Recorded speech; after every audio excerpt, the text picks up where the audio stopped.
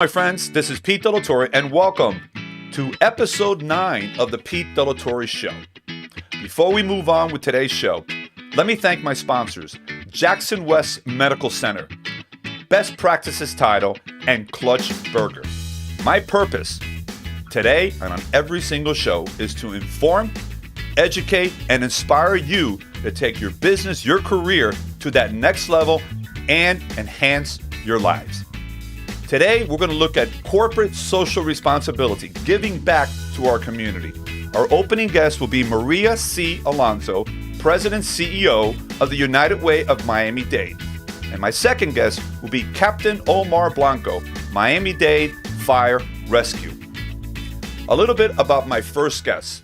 Maria C. Alonso assumed the role of President and CEO of United Way of Miami-Dade in August of 2017. After a 22-year career with Bank of America. She is responsible for engaging the passion and expertise of thousands of contributors and hundreds of corporate and community partners in support of United Way's mission of building community and helping people care for one another. And now, let's have a chat with Maria Alonso. Right, Maria Alonso is with us here today. How are you? Hi there, Pete. How are you? I'm doing fantastic. A thrill to have you on the program. And before we get moving in our conversation, again, kudos to you and your team for everything that you do with the United Way and the way that you just make an enormous impact in a very positive way in our community. And I know it's not easy, but it's very obvious that there's passion and love behind everything that you do. Before we move on to some of the questions I have for you today, tell us a little bit more about the United Way. Sure. So our whole reason for being is to elevate the quality of life of individuals and families in our community, right? Our vision is that we have a community where all children can learn and thrive, where all families are financially secure, and where people can live their lives because they have, the best health by which to do so. So we invest in high quality programs whose work aligns with our 3 areas of focus, or our 3 pillars: education, financial stability, and health. And we also deliver direct services in the areas of early education, financial security, and working with special populations such Sure. as veterans. Sure. This is the $64,000 question, of course. How did the United Way navigate through COVID-19 and be a big part of the CARES Act distribution? Look, the economic impacts of the COVID health crisis are still unfolding, right? But it really did shine a spotlight on a community of great need. And we don't always think of Miami in those terms, but when you stop to think about the fact that before COVID, 54% of all of our community's households were struggling to make ends meet and living paycheck to paycheck, with 17% of those living under the federal poverty line. As you can imagine, those needs were only exacerbated because of COVID. When you couple with that the fact that our number 1 sector continues to be tourism and hospitality, despite all the diversification that is going on, those were the front line of people that were impacted by job loss, reduced hours, or furlough. So it absolutely made what was already a challenging situation even worse. And where we saw our community's needs for just the basics, significantly heightened, right? And so, that we're an official part of the county's emergency management team. And in times of crisis, we alongside many colleagues at the county and nonprofits get to work. And so we activated our Operation Helping Hands, and we raised about $3.7 million for emergency relief and assistance. Then that was only expanded when the county asked us to help distribute some of the CARES Act funding that it received for emergency relief. So all told, in a matter of 8 months, we distributed over $32 million of emergency relief to individuals and families in our community that needed help with paying the basics, right? Just paying for the rent, buying food, paying for medication, and trying to get by. From the money that we raised, we dispersed almost $1 million also to small businesses, micro businesses, Sure. because as you know also well, so many needed help just to keep their doors open and their staffs employed. And so that's what those grants gave to 445 small businesses in our community.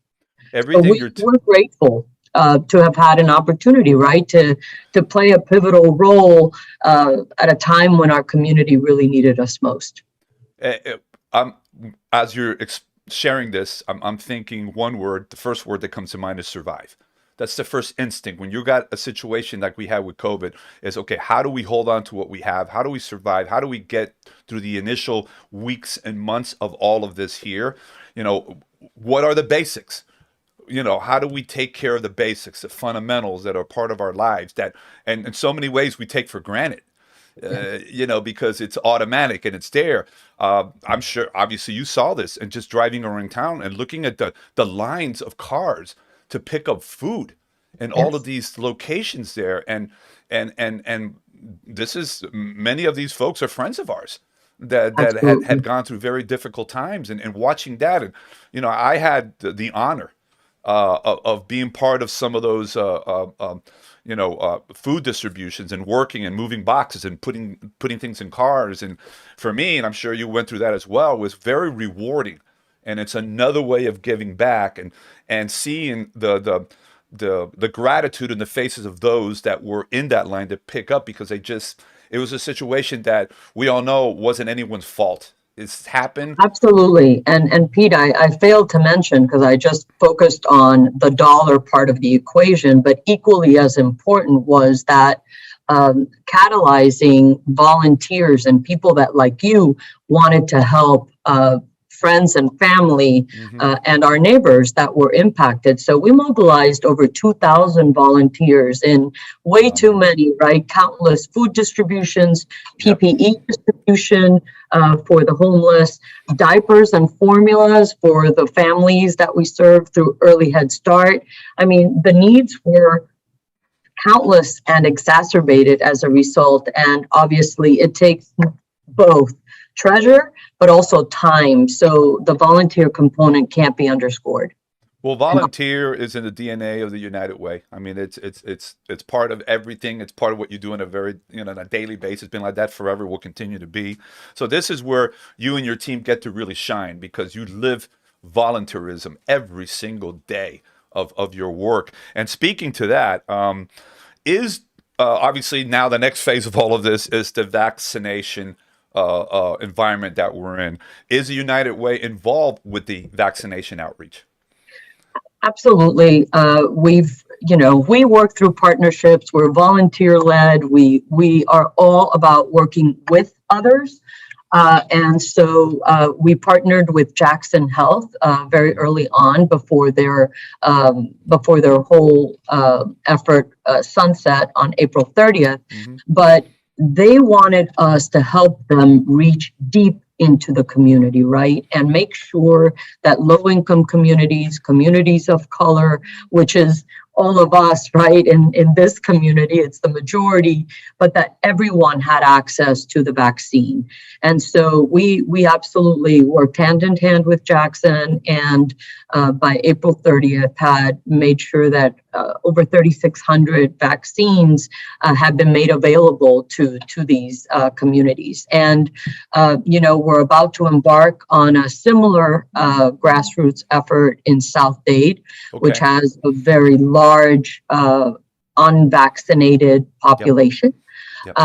Which should come as no surprise, right? And because of the fear component and other elements, we are working with the county. They just embarked on a "I Did It" type of campaign with the Health Foundation of Florida. So yes, we are a part of that effort, because that's critical to regaining some sort of normalcy, right, in our community. Don't you love the slogans that come up, all this positive stuff? I did it. We did it together. We are Miami. I just love that because it just makes all of this, it brings meaning and top of mind recognition. And we were part of, I did it. I was part of We Are Miami. And it's something that we all get connected with. And I think it creates such positive energy and everything that we do, especially reinforcing the time that we volunteer to give back.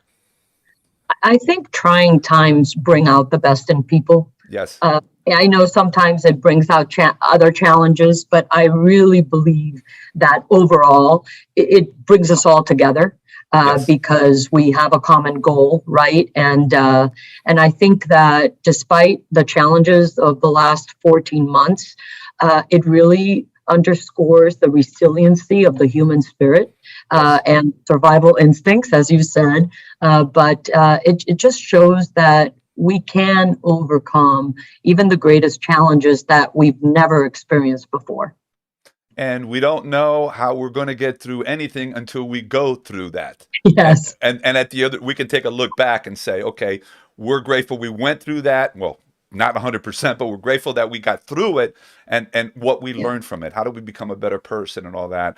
I wanted to wrap it up today to kind of also understand where you go from here the rest of the year. Is there any particular initiatives? I know that, everything has to go with the flow of the vaccine and the COVID, but is there anything else that you're working on right now that we should know about?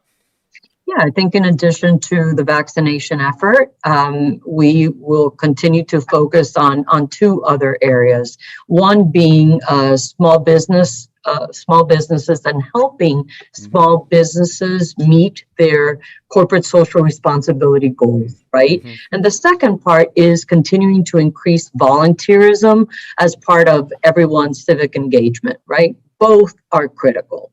And so we've created a group called Small Business United, and it's comprised of small business owners.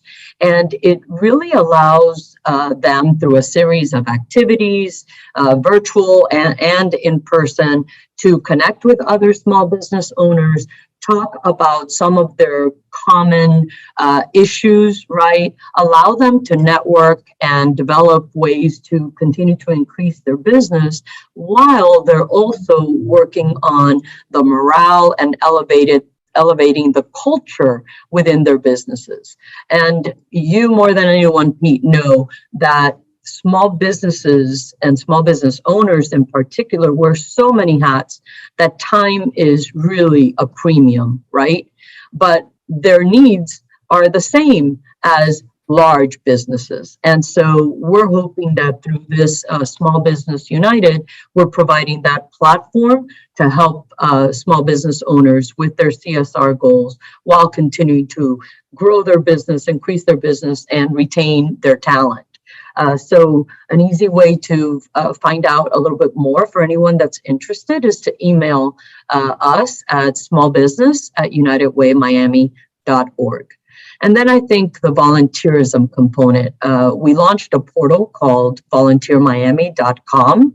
And in it, we have opportunities, not just from United Way, but from our other nonprofit colleagues in Miami-Dade County as a way to engage people in giving back and making a difference in we're all in it together. There's another slogan of the pandemic, and we are. And really, it's based on the premise that a rising tide lifts all boats.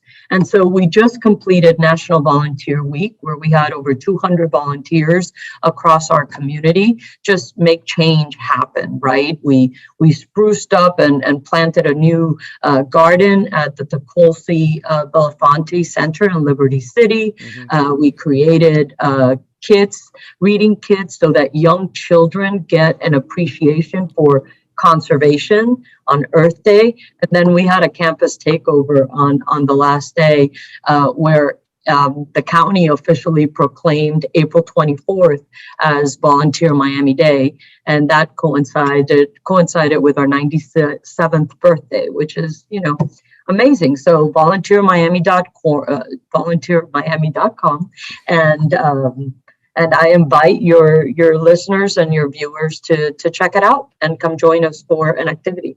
Well, one of the things I want to pledge to you is I want to see how we can get more involved in your Small Biz United, and maybe down the road we can get creative and maybe bring a couple of these business owners and we do a little panel discussion on the show and get their read and the things that they're going through, because the more that we can share with other business owners what other business owners are going through, then everybody can start connecting and build a better a better Miami and a better small business for themselves. So let's chat on that Okay. sidebar. I would love it, and they would love it. So that's on our to-do list. You got it there. Maria, thank you so much for being with us today. This has been a pleasure, as it always is. And once again, congratulations to you and your team for everything that you have done, are doing, and will continue to do with United Way of Miami-Dade. So again, thank you.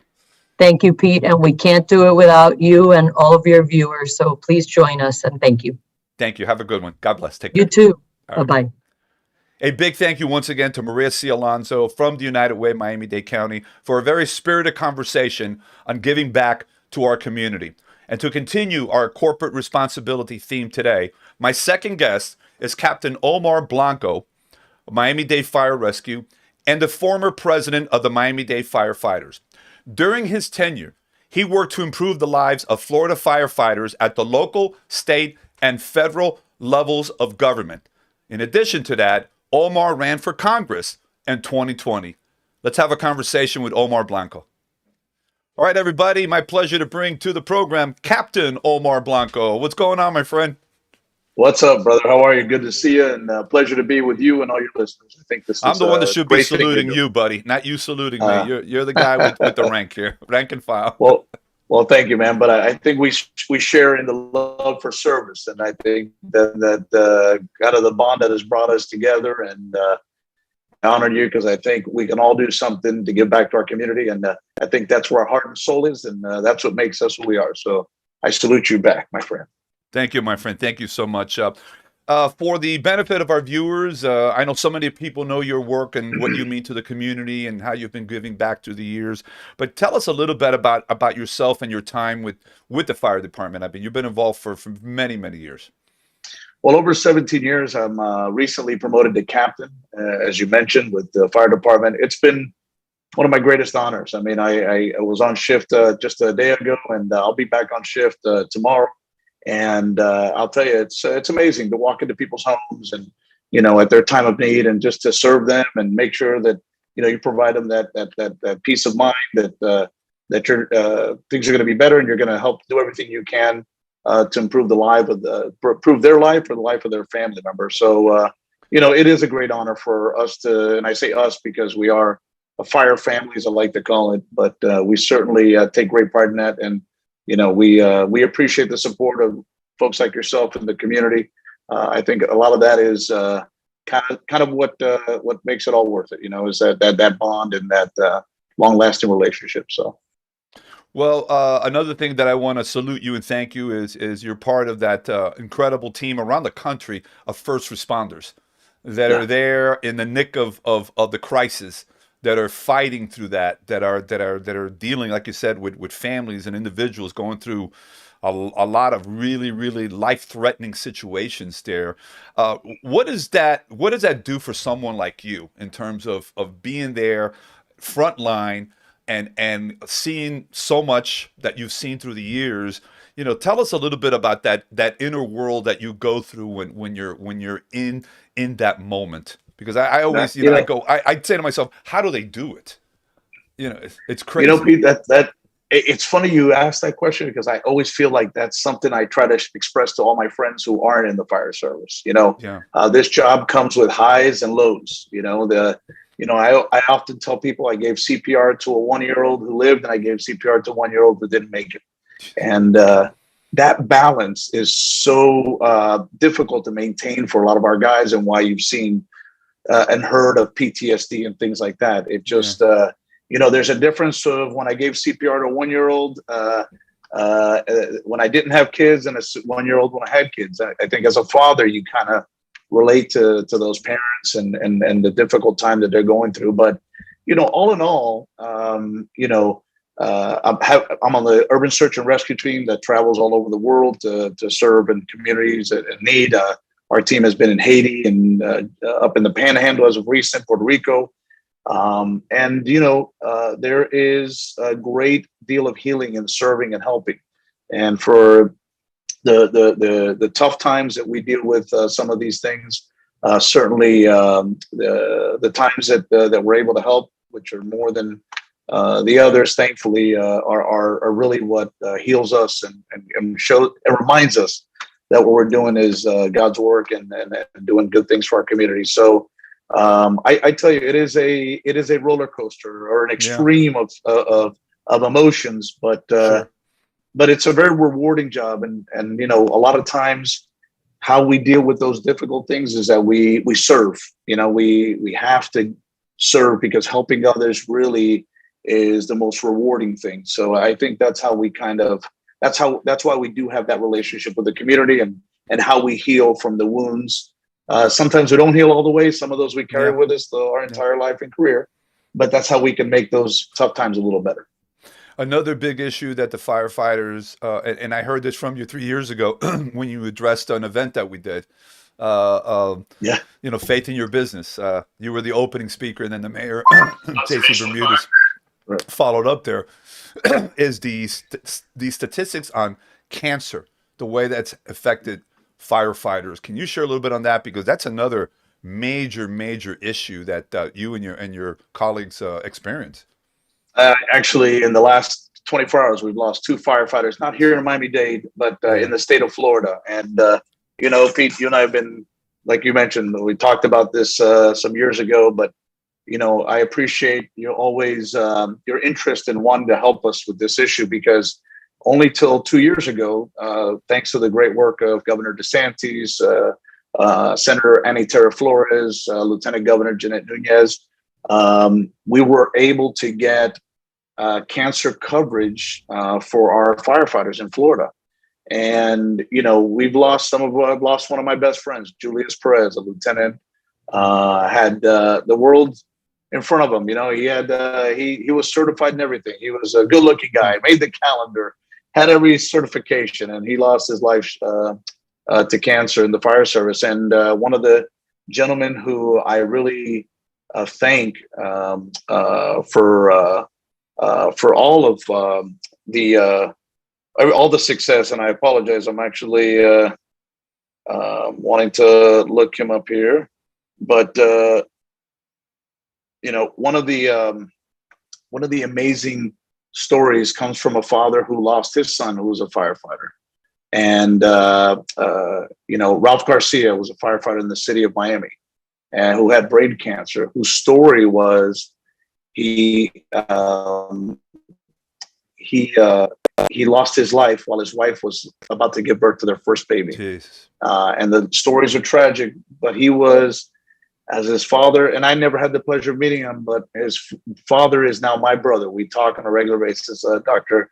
Juan Garcia, and he is a phenomenal man who I am grateful for. Because this cancer bill couldn't bring his son back, but he didn't want any other father to experience what he did, any other wife to experience what he did. So I have to tell that these are the real heroes that stood in front of this legislation, who poured their heart out to these folks, and they're the reason why we have this today. So I'm grateful to them, and it makes a difference in the lives of our guys, because the bill not only gives them protection for line of duty death, but it also helps us in addressing cancer in the fire service. A lot of things that we take for granted. Nowadays, you get out of a fire, you have to go back and take a shower. Before then, you would just change uniforms, keep going, and your body would keep absorbing all those toxins. So I'll tell you, it's a beautiful story. And like I said, 2 years ago, we got that legislation passed. And I believe that will save the lives of many of our firefighters.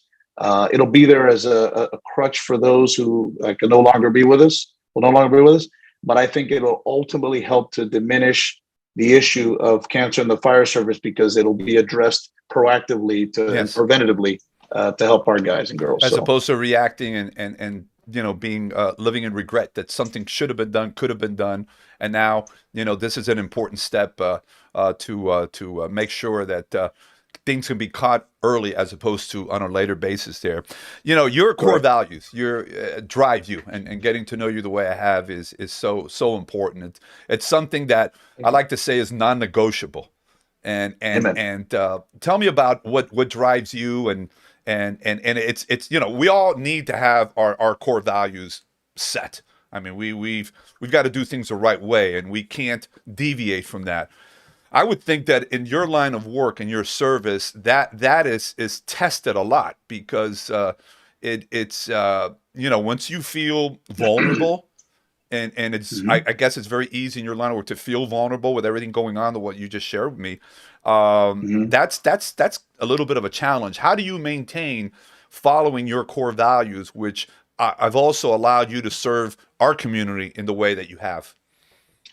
I start my day thanking God for waking up. I'm very big on being grateful for the blessings in my life. I've been married to the love of my life for 20 years. Soon, I got to remember it's June 9th. We'll be celebrating our 20 years. I've got two amazing children. My son's about to graduate from Columbus, Sea Pride for all I your went to the Columbus viewers. competitor school, by the way. I went to Pace, Okay. but it was run by the same group, the Maris brothers. Yeah. So, and great school. I had a lot of friends that went there, Yeah. but I tell you, and my daughter's, heading into high school this year. So, I think in life, we've come to a time and age where people find something to complain about. And listen, life isn't easy. I shared a quote with a bunch of friends of mine personally yesterday. It says, remember when you were asking God for what you have today, like, You better believe remember it. that, that it's so important to remind yourself, because of course we all want more. We want to continue, especially when you're, you know that you got to work hard to be successful, and you're willing to do that, but never at the sacrifice of forgetting that what you have now was something that you prayed for a long time. So, I think in this job it's important to remember you're always going to be there at someone's worst minute, and it's a responsibility, a great responsibility, to know that you want to be laser sharp.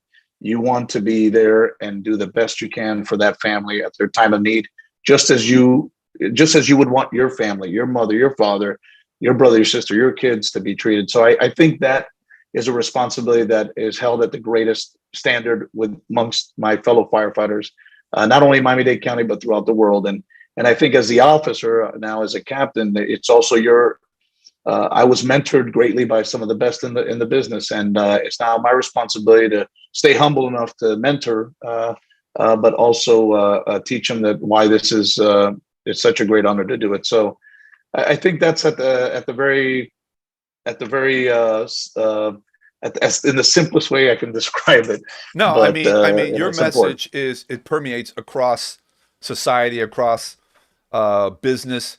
It's something that and this is just my opinion here, and is that we're missing in society today. We're missing, authenticity. We're missing people that are doing things for the right reasons, that are Mm. following their core values. And I think it's sad to see that, but it's also an opportunity for people to step it up, okay, and say, okay, Absolutely.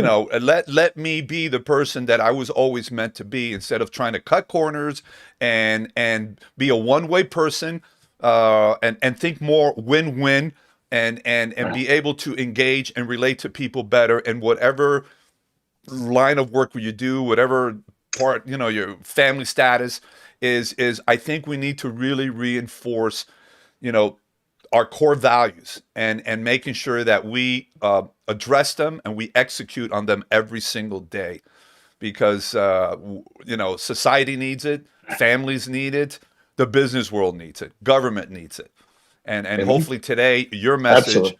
Absolutely. will resonate with the viewers, and they can take that to themselves.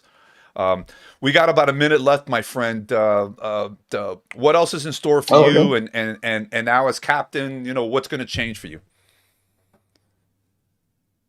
Well, I continue to, you know, absorb what this job has given me and try to give back. As you know, I was president of the firefighters for many years, and that's something that I enjoyed doing. But we'll see. As you know, I also ran for Congress in 2020, and that was although we didn't win, we were very successful. A lot of great lessons out of that. So, I think any opportunity to serve and kind of make the world a better place is kind of where I want to be. And so that's where I'm aiming at, and whatever God puts before me, I'm sure that we'll do the best we can to do what we do, and that is to help one another, lift each other up. I mean, there's no sense in getting to the top of the mountain by yourself. If you're going to get up there, bring good people with you. If you have any future political aspirations, let us know. Let us break the news here on the show as you get close, and when that happens there. And we'll be more than happy to spread the good news to everybody.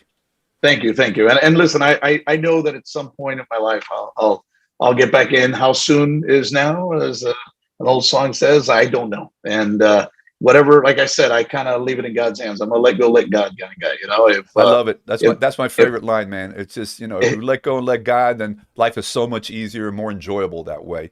Omar, it's been the best way. It's been the best way to live, man. I tell you, the minute I learned that, my life has tenfolded. It's been amazing. So, but thank you for having me, Pete.